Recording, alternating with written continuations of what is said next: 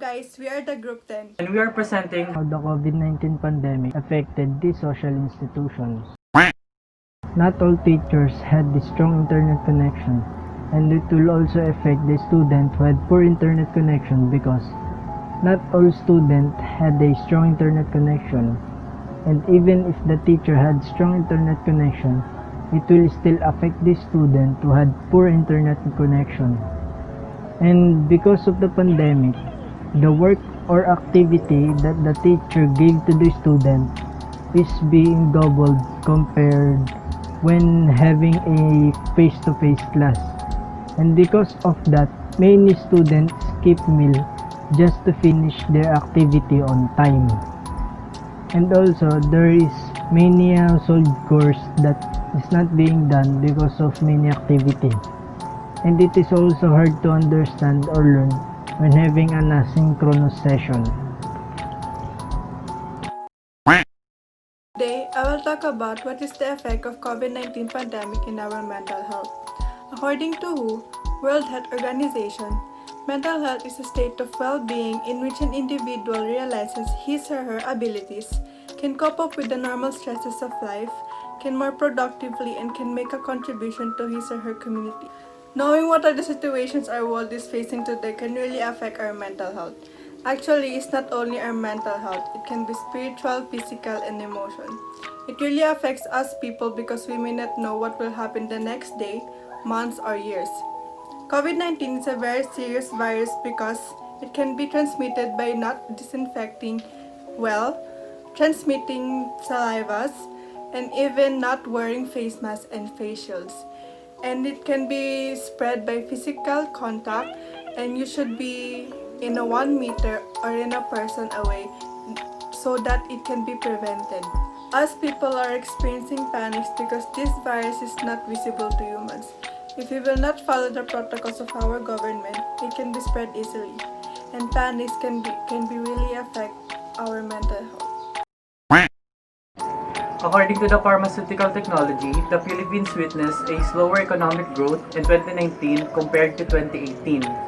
The country saw a sustained economic growth of 6.3% between 2010 and 2018, while the growth slowed down to 5.2% in H2 2019. The World Bank estimates Philippines to witness full year 2019 economic growth of 5.8%.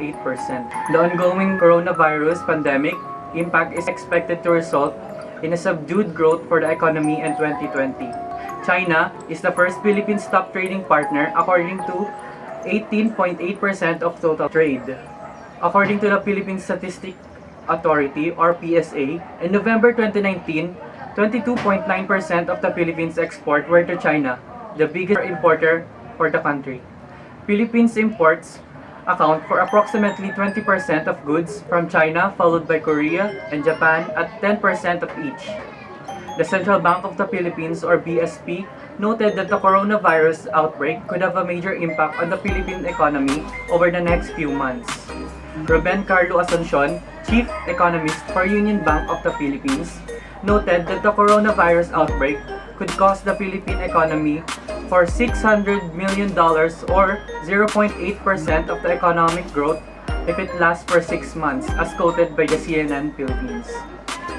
Fiscal measures to contain the coronavirus with more than 400 economic zones under lockdown. Approximately 700 factories has been shut down, displacing hundreds of workers. The Philippine government is a stimulus package of approximately 200 billion pesos or $3.93 billion to protect the citizens and businesses from the impact of the coronavirus outbreak. The funds are expected to be drawn from the non-budgetary sources. The central bank announced its decision to reduce its interest rate on reverse repurchase or RRP facility by 25 basis points to 3.75% on February 6, 2020. The interest rate on overnight lending and deposit facilities was also cut to 4.25% and 3.25% respectively. The interest rate on RPP was further reduced by 50 basis points to 3.25 on March 17, 2020. The projected gross domestic growth rate of 6.5% to to 7.5% of 2020, however, has not been revised. The Philippines announced that it will direct 200 billion pesos in emergency subsidies to 18 million poor households.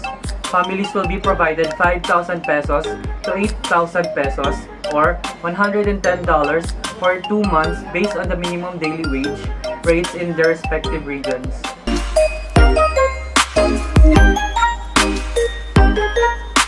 No.